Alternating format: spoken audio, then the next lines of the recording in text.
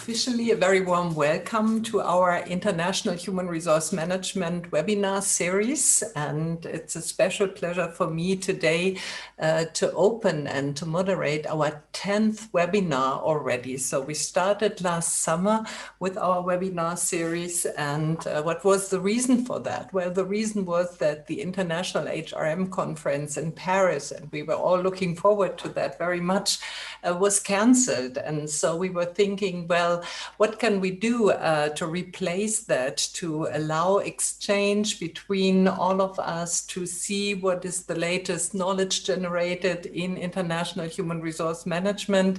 And so the idea came up to create this international HRM webinar series. And as you can see from the slide here, this is organized by 3 business schools. So it's organized by the Center for Global Workforce Strategy at BD School of Business. And behind that is Mila Lazarova and supported by Dana Higgins.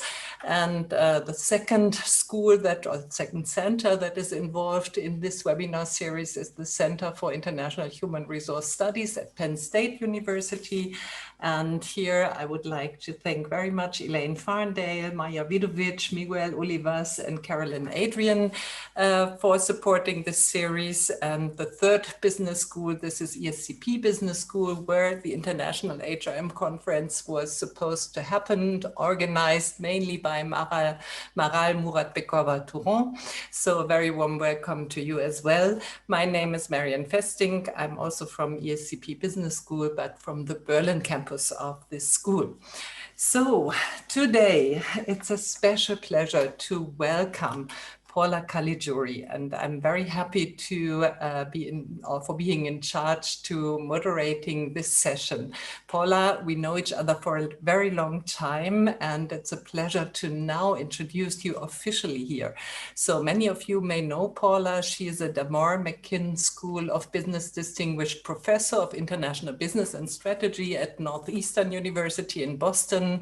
Her background is that she is a work psychologist dedicated to helping companies, business teams, and executives to become effective in the complex global environment which we are seeing today.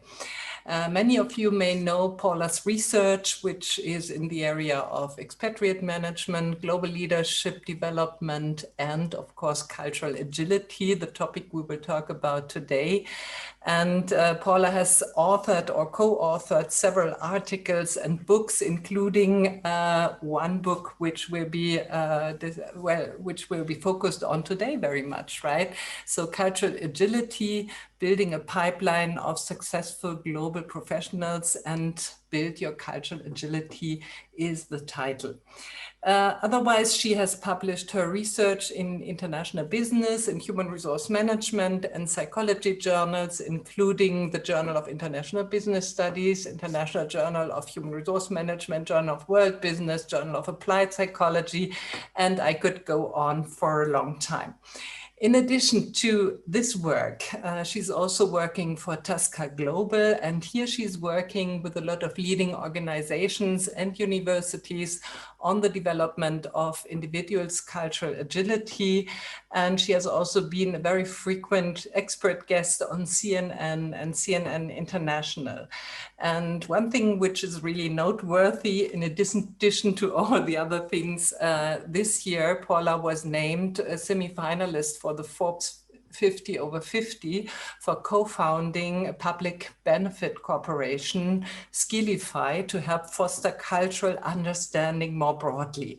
So a very warm welcome to Paula, and we look very much forward to your talk today, and you will speak about how to build cultural agility. So what can firms, what can individuals do to build their culture agility, and this will be based on your broad research and consulting work. So a very warm welcome to Paula. Marianne, thank you. And I also thank Mila and Maya and Miguel and Maral and Elaine for this opportunity. It's always such a pleasure to share work with colleagues. And I thank you for being here, because I know at this point in our pandemic global reality, everybody's a little bit zoomed out. So hopefully, my goals with these is to have two things happen. One is that at some point during the presentation, you say, aha, that was interesting. And then the other, at some point during this presentation, hopefully you'll say, aha, this was useful. The useful part will probably come at the very end. I have some resources that we can use both in practice and in our classes. And hopefully you'll find at some point something will be useful. So to get started, I think we need a broad definition of what is cultural agility. So cultural agility is the ability to comfortably and effectively work in different countries and with people from different cultures. It's a pretty generic definition that really imagines, okay, you have to enter a situation, read the environment, and respond effectively. And this has been going on for a while. So a lot of us on this webinar today as researchers have been studying this topic in varying forms. I remember Jaime Bonach, many of you know Jaime's work in expatriate management. Jaime and I were asked to do the Journal of World Business 50-year retrospective on global mobility a few years ago. And so 50 years, we're supposed to cover 50 years of research. And we were kind of getting to this topic around this, cultural effectiveness. And I said, well, Jaime, what should we start with? Should we start with, Rosalie Tung's work in the 80s? I said, no, Paula, further back. How about maybe Ed Miller's work in the 70s? He goes, nope, further back. I said, okay, how about we'll start with Heller's stuff in the 60s?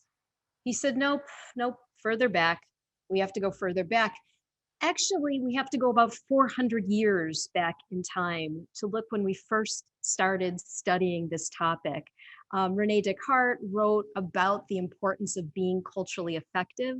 He has this quote, "It's good to know something of the customs of various peoples so as to judge our own more soundly, and so as to not think that everything that is contrary to our ways is ridiculous and against reason, as those who have seen nothing have the habit of doing." My friends, we've been at this for 400 years, but we're not particularly good at it.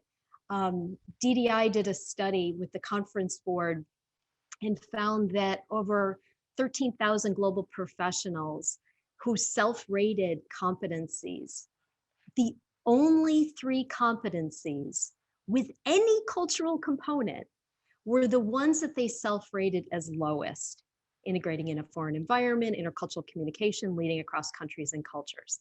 The lowest, self-ratings were the lowest. Our students on these multicultural campuses should be culturally agile, but not exactly. Students self-rated upon graduation the 8 critical competencies. Rating themselves last was intercultural fluency, global fluency, cultural agility. So our students know that they're not particularly good at this. And can I tell you, their employers agree. So this was in the same study, the people who hired, the companies that hired these brand new graduates rated students on the same competencies, and they agree this is not one of their towering competencies. I know I've got a lot of academics on this call, so I just want to highlight one thing.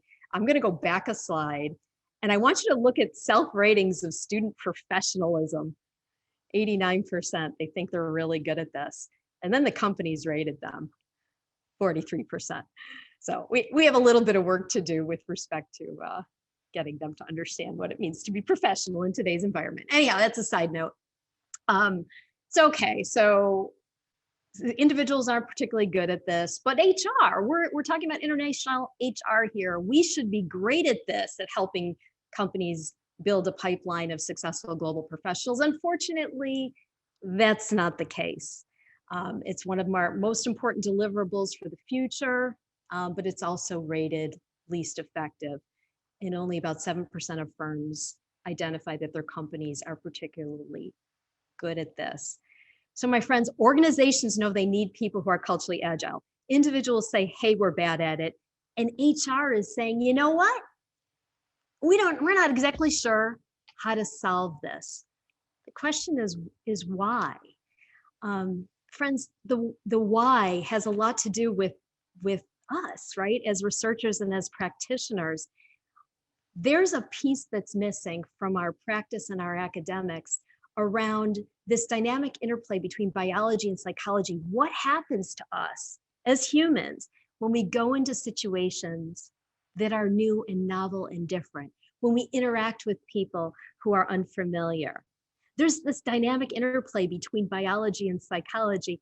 And frankly, I don't think many companies have a particular interest in biology or psychology. So let's change that collectively. I'll try to share a few things of reasons why, and then again, hopefully give you some tools and resources that you can use, whether in your classes or in your companies.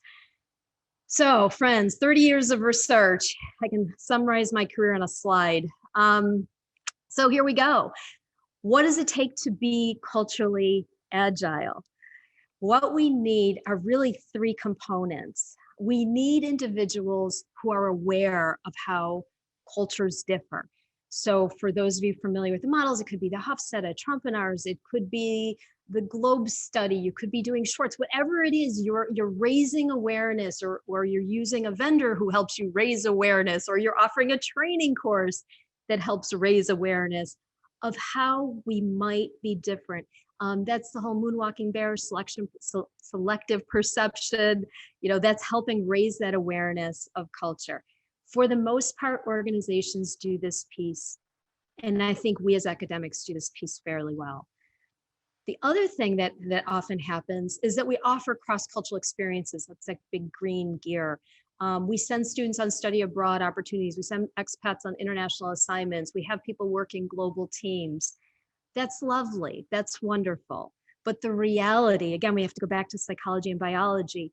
What ends up happening is that we collectively make an assumption that if we pick someone up from one country and move them to another country and drop them down into that other country, that fairy dust drops over them and they all of a sudden gain cultural agility.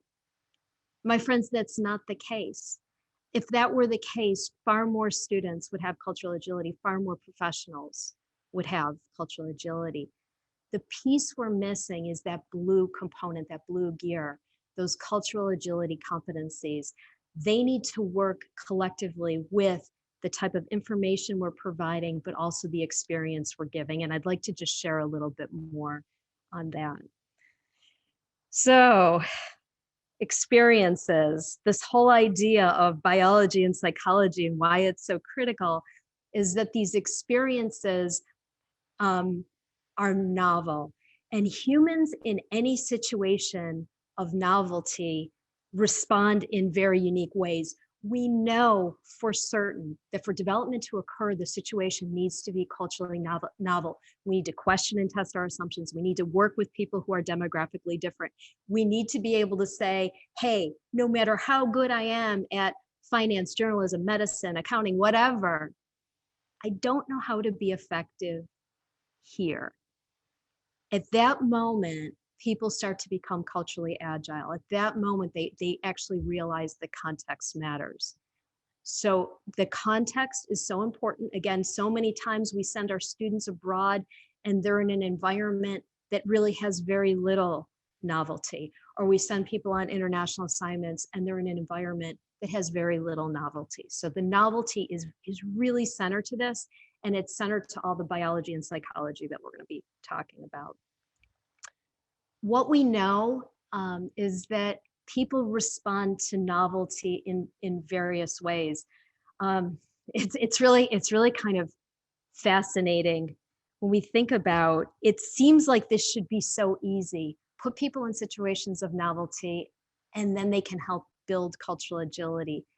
The reality is that as soon as we put ourselves in a situation of novelty, even if we're enjoying it, our bodies register stress.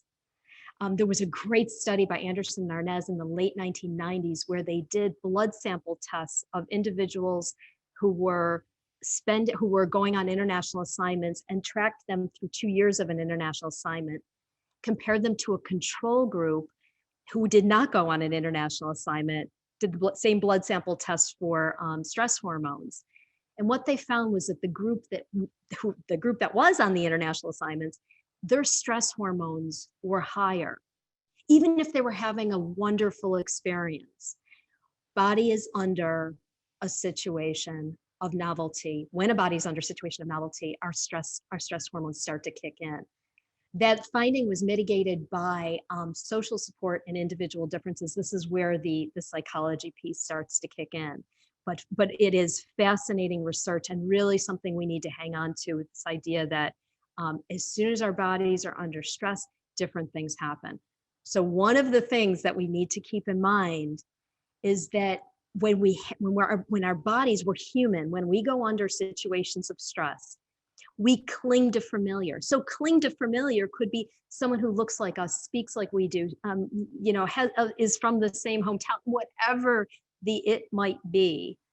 Any registration of similarity is viewed as positive. It's giving our anxious brain some comfort.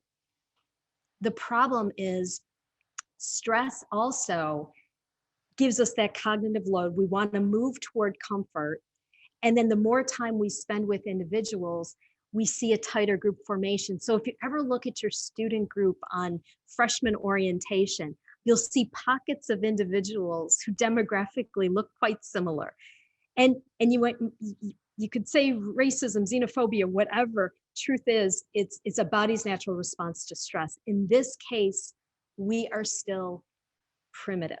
We're still primitive. Our brains are still moving to comfort. Our brains are still trying to understand who's tribal, who's not a threat. And so that's a really important piece of this, recognizing that when we place people in novel situations, we're going to react in the exact opposite way. We're going to move toward comfort and ease. So what we need to do with our student experiences, with our corporate experiences, is that we need to ease people into those experiences.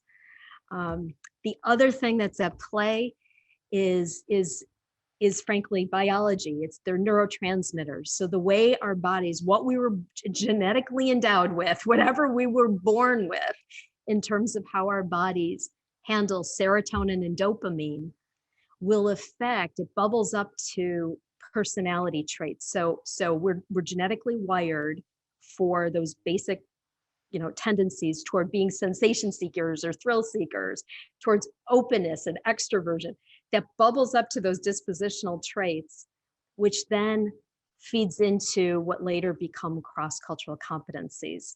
So kind of going back to, remember, people are wired in different ways. Some people, they can handle massive amounts of novelty and be fine. Other people, wow, just trying something new at a restaurant is too much.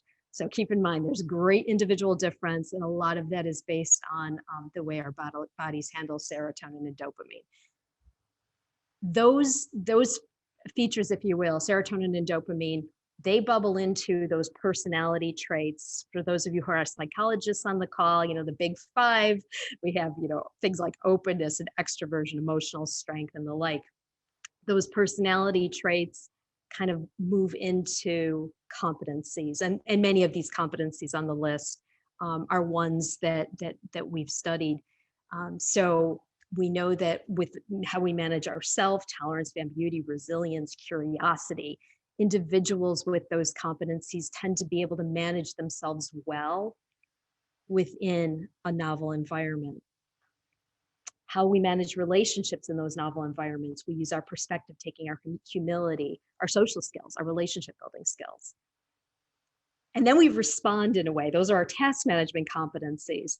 So we think a lot about adaptation, comporting yourself to the expectations of the other. But there's also two other versions. And we've been doing quite a bit of research in this area and found that actually really great culturally agile professionals toggle across these three. There are times when they do adapt, comport yourself in the way that the other is expecting, but there's also times when they need to hold a standard, when it might be like safety or ethics or corporate values or production schedules. Regardless of what the expectation is, in the host environment, they need to operate in a different way, or persuade, motivate, reward in a different manner. And then there's that third bucket, which is that integration, the idea of cultural integration. And that's kind of saying, look, it's not going to be my way, your way, your way, or your way. The four of us are working together as a team. So we're going to try to come up with a way that is going to be unique to our team. We're going to actually take the time to craft a new way of behaving, a new set of social norms, or a new way of approaching whatever it might be. My friends, what's important about these competencies, going back to those three gears, is that they are fundamental to fully understand before we start training and before we start, especially before we start putting people into international experiences. What we also know about these competencies is that each of them, it's kind of like it has its own recipe, if you will. So with each of these, there's some part of it that's nature, it could be the serotonin, dopamine, dispositional traits, whatever. And there's some part of each one that has a nurture component. It could be skills, experiences, courses taken, whatever it might be. We can affect change, and quite a bit of it, by focusing on these competencies, giving people self-awareness about where their start point is, and then helping to build out each of these competencies. It's possible, we can do it, but we have to remember that this is one of the most unnatural things we will do as humans with our primitive brains. Unfortunately, biological evolution has not caught up with cognitive evolution. We're still a little stuck in this. All right, so we need to consider the start point. I'm going to show and share four kind of high-level studies that have been recently published. And I want to offer them, but keeping in mind that start point matters, keeping in mind that fundamental response to being in situations of novelty. For some, just being in a multi-generational team is a lot of novelty. For others, they can work on their own in another country, doing something that's completely unique, and they're okay. But start point matters in order to see growth. And I want to just play this out and kind of show you the body of evidence that we've come up with. All right. So study number one. I do, for those of you, well, no need to know this, but I do a lot of work on international volunteerism as an alternative to expatriation for developing cross-cultural competencies. For the study number one, we were looking at kind of what happens when you put people in the right level of stretch. So we had individuals who were volunteering, who were in their home countries, volunteering domestically over 3 to 6 months. And then we had individuals who were volunteering internationally for 3 to 6 months. This is skill-based volunteerism. These were work assignments. What we found, and I should also mention, these individuals were essentially on loan to the nonprofit or the NGO that they were working for. So this was their job every single day. For those who were low in cross-cultural competencies, just the act of working in a nonprofit was enough of a stretch to build their cross-cultural competencies. For those who were high in cross-cultural competencies to start, that didn't change a thing. Working domestically did not change a thing, but working internationally did. Finding the right level of stretch was critical. Putting people who were low in cross-cultural competencies into international positions didn't help. They were clinging too much to familiar. It wasn't a developmental experience. The right level of stretch mattered. In study two, this was actually, because I was trying to toggle back and forth between, I know we've got sort of a mixed audience, so the student examples as well as the corporate examples. This one was a student example. So we take students abroad over the summer, do these short-term 4-week, 6-week, 8-week experiences, 10-day experiences, whatever they might be. This study was around social support. So basically trying to reduce the novelty of the environment by the people you're with.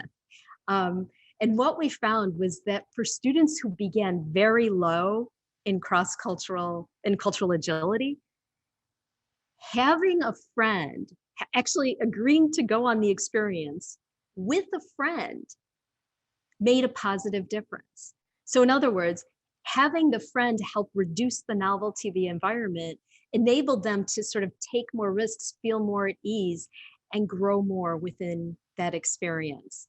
For those who were high in cross-cultural competencies, again, the experience itself didn't change much. It wasn't enough of a stretch. So interesting. So we can create, that comfort and ease by placement of friends or colleagues, coworkers, coaches, buddies, whatever. Study 3. So study 3, again, this is going back to the corporate one. This is going back to the international corporate volunteerism opportunities, trying to combine those first 2 findings. And with this one, what we did is we had teams going into NGOs to work on projects. They were teams of 4, but for every team of 4, we had 1 returned Peace Corps volunteer. So they were Americans who had both lived and worked and volunteered in that host country, but also understood the American context. So in this particular case, the fellow with the beard sitting on the floor in the middle picture, he's the returned Peace Corps volunteer. He stayed with the team every single day. He hung back and didn't say or do anything until the team started to get into kind of a cultural misstep.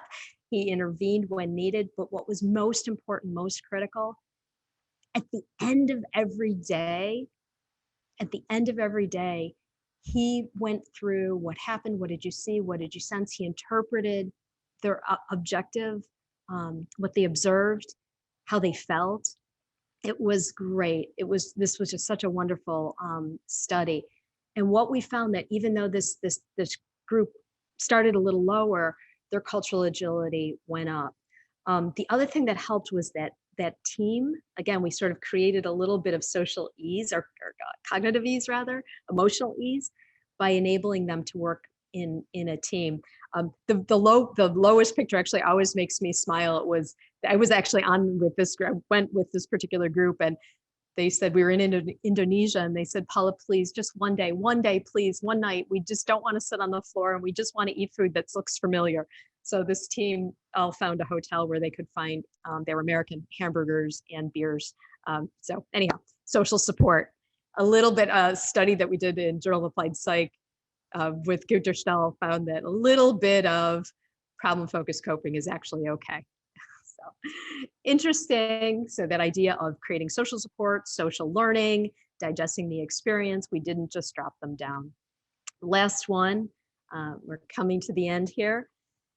The study 4, this had nothing to do with going anywhere. You know, we oftentimes believe that we have to physically go to another place, another country in order to gain cultural agility. That's not true, especially on college campuses and especially in our multicultural workforces.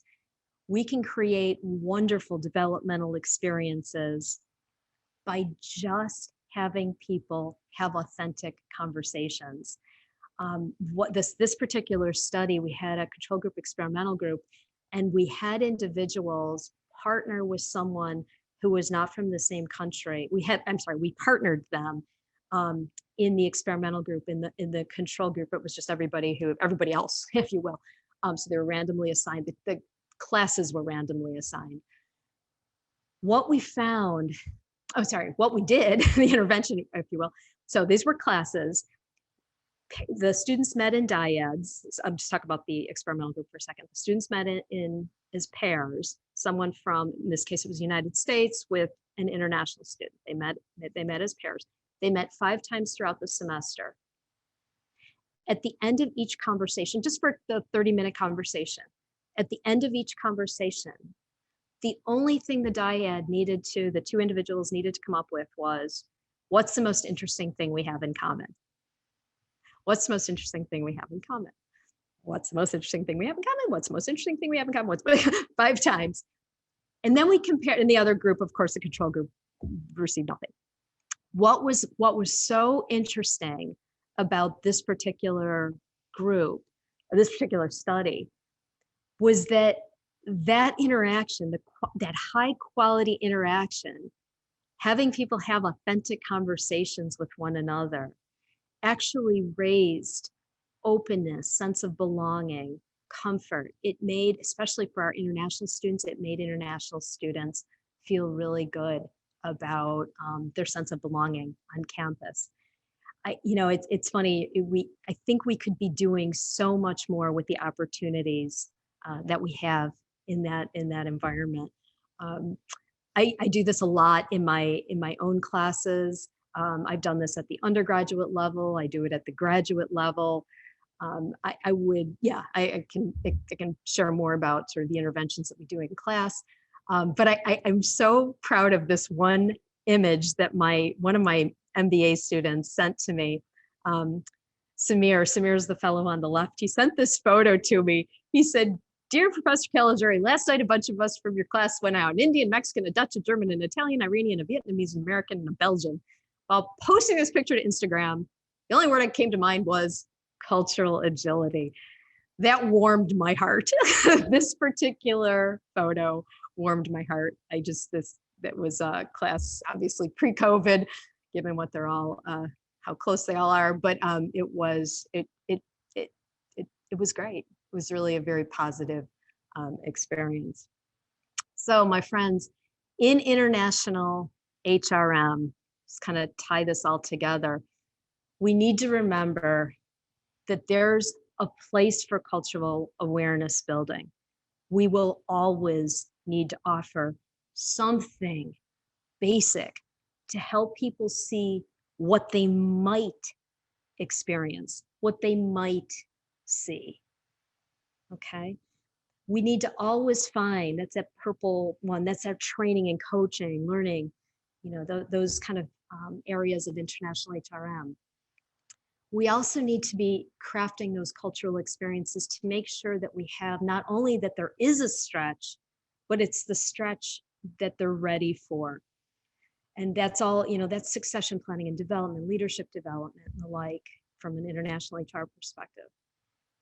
Global mobility, of course, should be involved in this. And then on the assessment side, keeping in mind how critical, keep going back to, it's biology and psychology, it's that interplay of biology and psychology in the context of novelty. We need to help individuals understand their start point. We need to help individuals understand kind of what they're ready for in terms of their level of stretch. If we sort of keep leaving this to chance, what we're likely to experience, unfortunately, is what's happening right now. Roughly about 20 to 30% of people will put themselves in international opportunities or be selected for international opportunities or put their hand up to do something cross-cultural or multicultural. And roughly about 30% left a chance will gain from it and the rest won't. We can do better. We can absolutely do better, keeping in mind that cognitive evolution has not caught up with biological evolution, but we just have to work within biology. So friends, just to round this out, I promised you, hopefully you found something interesting in what I just said. I'm sorry it was going through that quite quickly, but hopefully you found something interesting in that first half. And I promised you I'd give you something useful. So on the useful side of this, I think everybody was sent out a link to my guide. So Marion so kindly mentioned that we started a public benefit corporation called Skillify. And I really have to thank an angel investor for believing in cultural agility to say, Paula, this is way too important. We need to let the world know about how to get better at this. It's just too important. There's too many things happening in the world for us to not put this out there. So I'm so thankful for and to this angel investor, because we've had the opportunity to offer quite a few things for free. My Guide is our first product. It's still in a bit of pre-release, but for those of you who have taken it, you can see that there's a lot on there. If you want to use it, for those of you who are faculty, you can use it. You have to just direct your students which box to check. So if you teach undergraduates, it's that first one. Please tell us why you're here. I'm an undergraduate student. They'll get the student content. If you have professional grad students, I'd recommend they select the second one, the grad student one, because that will kick them into the professional content as opposed to the undergraduate work. Then what we have things for, as you can see, I'm going to be working in another country. We have an expat track, and then we also have just people in general who are working in a multicultural environment. My friends, the tool is free. And what's really nice is that we can cover 2 of those gears for you. So on the cultural awareness side, we have our cultural values model. Individuals can assess their own values, and then there's a drop down of different countries. They can compare their scores to the default country. For those academics on the call, a really nice first step is to ask the students to select their home country and have a really comfortable conversation around how they differ from the default of their home country, because then you can start talking about socializing agents, how people were raised, how they were socialized within their family, their religion, whether they were from a rural area or an urban area, whether they traveled a lot, whether they primarily stayed in one location, whether they had a small family or a large family. You can start to see people think about socializing agents that affect the way they perceive the world. Those socializing agents that they've experienced, their generation, their whatever it might be, and how they now subjectively judge people as being right, wrong, good, bad, professional, unprofessional, whatever the it may be.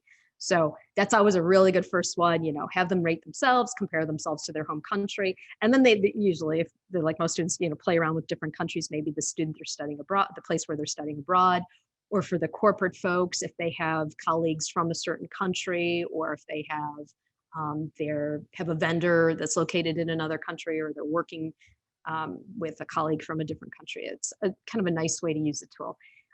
What we have also, it's a little cut off at the bottom. It says ways to bridge the gap.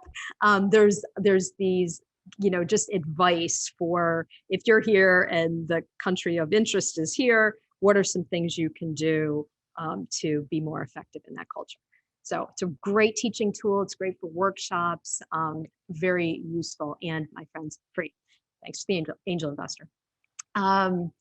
The also other piece of this that's available is the cultural competency tool. I give everybody just a really nice opportunity to self-assess on the self-management, relationship management competencies. It comes with lots of advice for how to build. Remember I said it's nurture and nature. On the nurture side, there's some tips and recommendations and behaviors and things you can try in order to build each of those competencies. I will give you just a little sidebar. People, when they take this assessment, they get really upset because they think their scores are way too low. Please, everybody just breathe it through. The norms that are based, these are STEM scores, the norms that underlie are successful global professionals, people with significant international experience. So if we did, any given score of the people, like for instance, on this call against the population as a whole, everybody would be 10, 10, 10, 10, 10, that you'd be high score all the way down. This is just stretching out the variance at the higher level to give people, to really help them see where their strengths are and what they should be leading with, and then what are their developmental opportunities. So just two quick things on that, again, available. The other thing I wanted to offer, and hopefully, again, some of this will be useful for you. This summer, late summer, we're offering, I realize we're around the world here. So probably August, maybe into September, we're going to be offering some seminars called, one is how to use My Guide in the classroom, and another is how to use My Guide for leadership development. What I'd like to do, since this is an important group, and I have such a healthy respect for what we do collectively as a community of international HR leaders, practitioners, academics, I wanted to offer this for free for those of you who are registered for this. So, but you will need to send a note over to support@myguide.com. I should probably mention, so both Skillify and My Guide, you'll see the double I, everything's spelled incorrectly, but the double I, it's not, it's, we're trying to help people see eye to eye. So that's why we have our logo used like that. So with that, my friends, I think I have some time left. I have about 15 minutes left for questions. I don't know if Marion is going to moderate that, but thank you so much. It was really such a pleasure to share this information with you. First of all, let me thank you very much, Paula, for all these insights. I think you gave us a nice journey through your research, through the knowledge you generated about cultural agility. And thank you also for having these practical tips for us, because I think this is very, very useful for our audience. I have to say today it's really stressful to be your moderator because there are so many questions and comments in the chat. But let me start with one and then let's see whether we can really complete it. Okay, yeah, no, happy to. So one of the first ones is about the conceptual part of cultural agility. So some people would like to know, what is the difference between cultural intelligence, which we see very often, and cultural agility? Can you elaborate a little bit on that? You know, it's funny. Dave Thomas just asked me to write a chapter entitled exactly that, the cultural agility and cultural intelligence. And actually, the best example or the best description, it came from Tanya Podvershan. She's a cross-cultural coach, a cross-cultural expert, and she wrote a blog post on this. And I just love the way she described it. She said, if you think about cultural agility, it's like the cup. Cultural intelligence is the coffee. So the idea that the competencies support the cultural intelligence.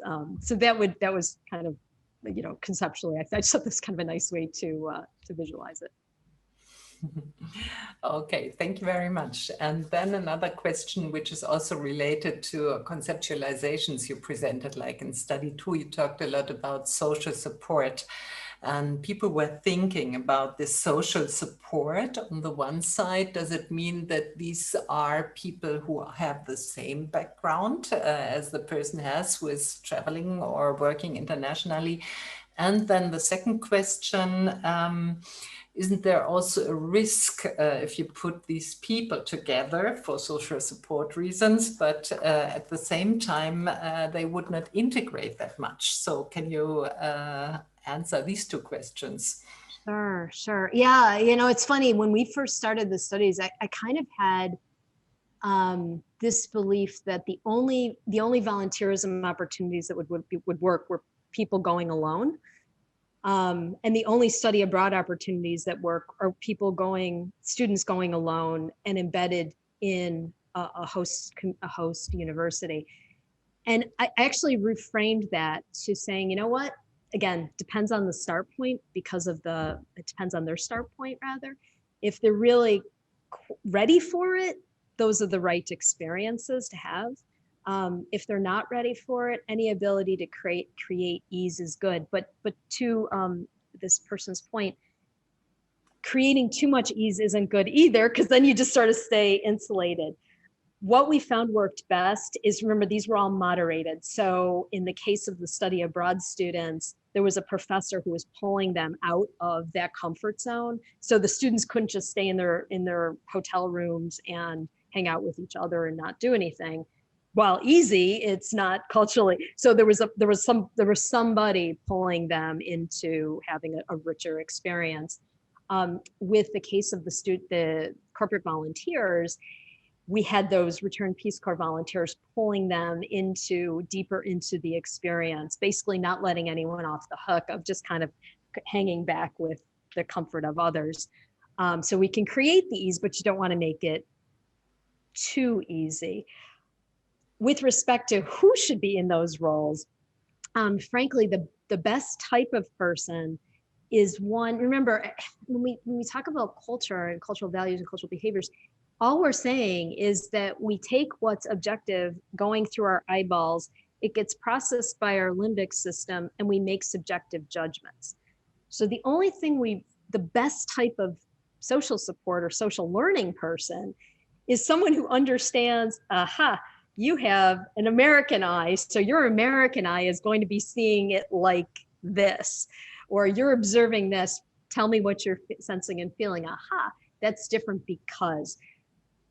So someone who's able to be, in the research we call functionally bicultural. So those functional biculturals can say, yep, I understand the way this looks from both perspectives, and here's what it means here.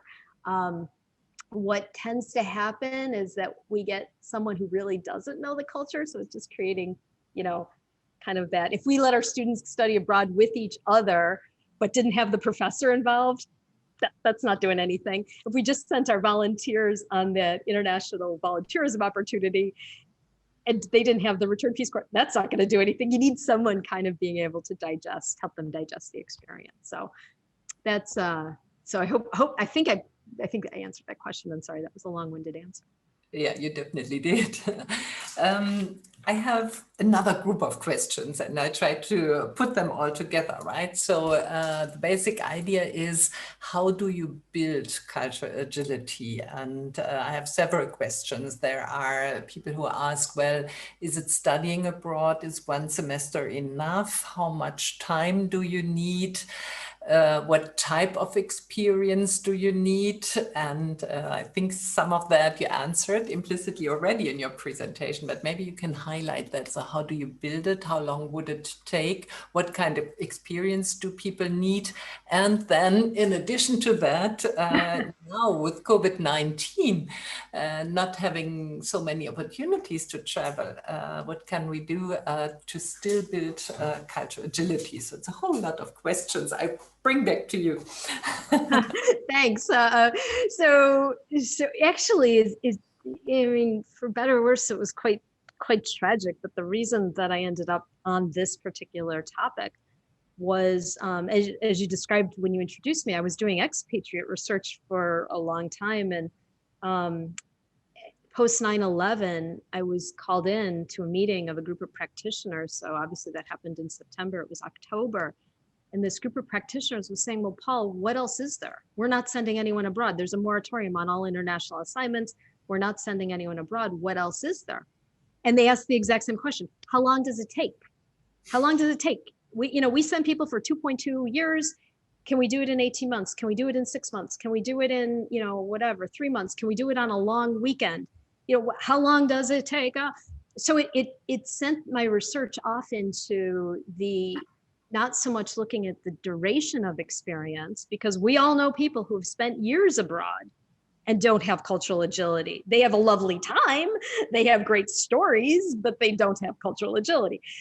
And then we know people who have had pretty modest experiences, but have been able to gain from them.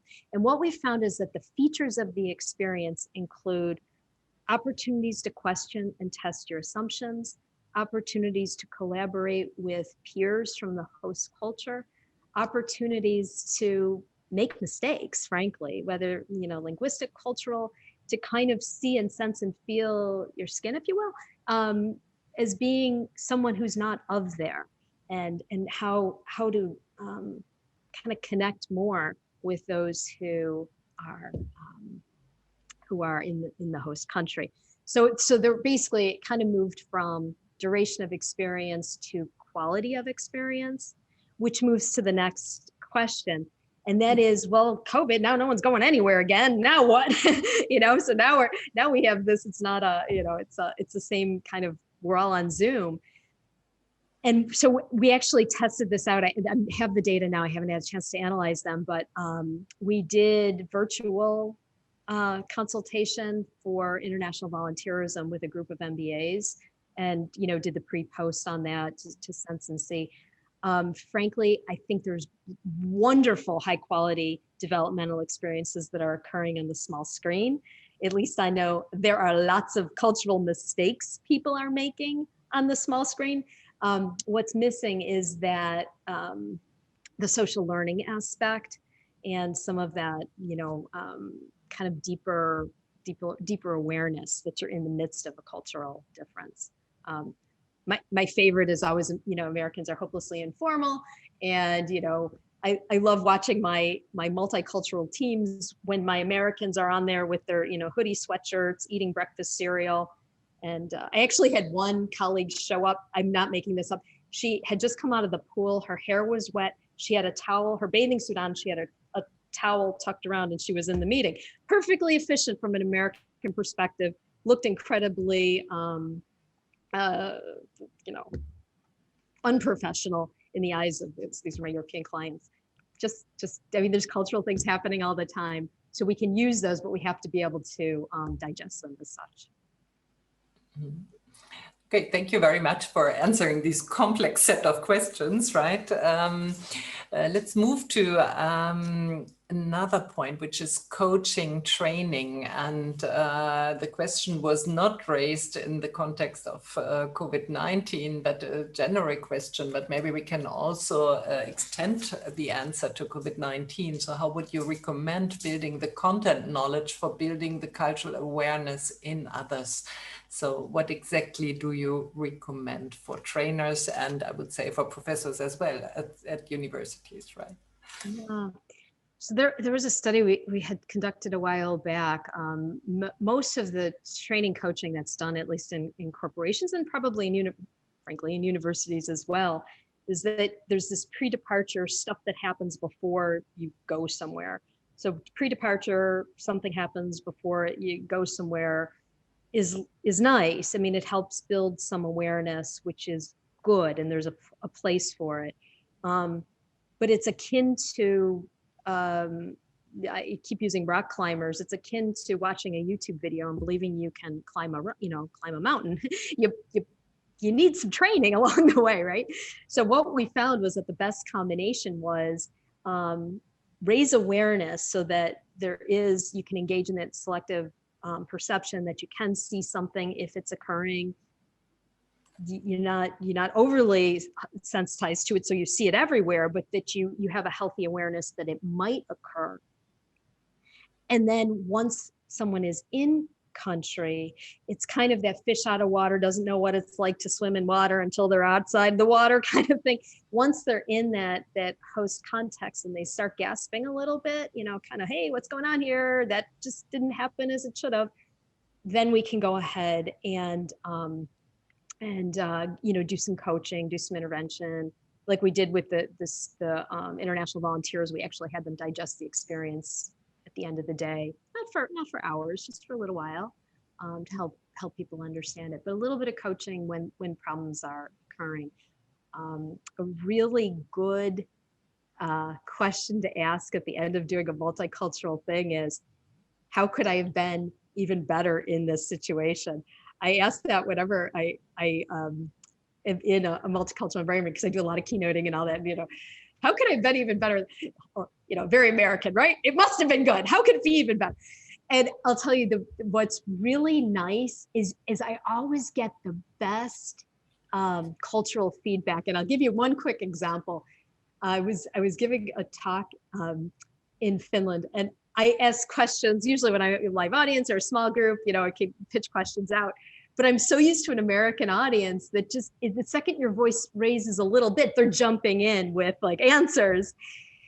And I was being greeted with silence. And so I asked my host, and she said, "Oh, Paula, nobody knew you had a question. It like you didn't actively, elicit the response, but it was something so subtle that I was doing with my voice that I needed to actually be more overt."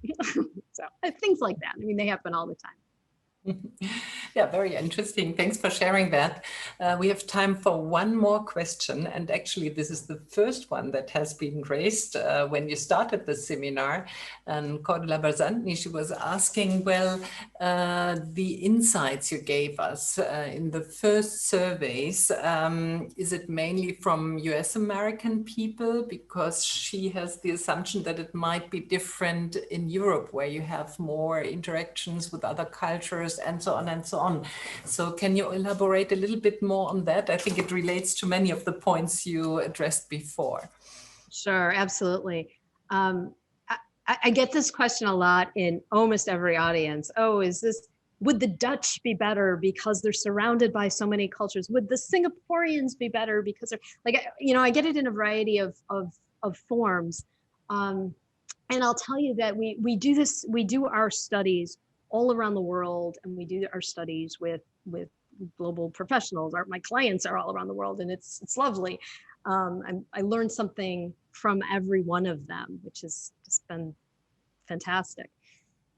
What I will say is that the ability to be culturally agile is fundamentally human. So how our bodies process serotonin and dopamine is a fundamentally human thing. How our bodies experience and perceive people who are demographically different is fundamentally human. If we reduce it to that, we realize that, hey, that's really the start point around the world. We're all kind of fundamentally human here, and we see people as either similar or different from us. I see more similarities every time we, code and test and assess for national differences. They always wash out. Experience doesn't, though. So if you have someone from Europe with a lot of experience, then the probability is that their cultural agility will be higher. Not always, but for some.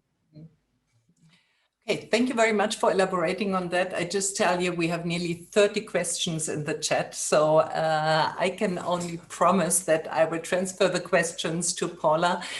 Most of them start with, this is really a great webinar, this is a great presentation, this is great that you're sharing your knowledge. So I would like to thank you very much, Paula, for this great presentation, academically really interesting and very practitioner relevant. So very nice presentation. Thank you for answering the questions that we could address in this short time. There are also some questions about the PowerPoint slides. And as you all know, we are recording this webinar. And in the chat, you see that we have a YouTube channel where we put all the International Human Resource Management webinars. And of course, this one will be there as well. And of course, the slides are then recorded as well, so you can revisit all of that, right? So I would like to thank you very much to the audience for all your questions. We can see that you really were engaged with the topic. And I would also like to thank my fellow organizers for supporting this webinar series. And I hope that you all got some food for thought for your future research, for your intercultural interactions, or for your international HRM practical work, whatever your motivation was to participate here. So I hope that you enjoyed that. Concerning the next international HRM webinars, we have 3 speakers who will give presentations here from September on. So this will be Emma Perry, Mike Morley, and Fang-Lee Cook. We have no date at the moment, but please be very well aware. We will communicate that in a very short time, and then you will know when our webinar series will go on. So for now, let me thank you very much for your interest in our webinar series. Paula, again, very warm thank you for your presentation, and to all of you, enjoy the summer, and we hope to see you back in September. Bye-bye.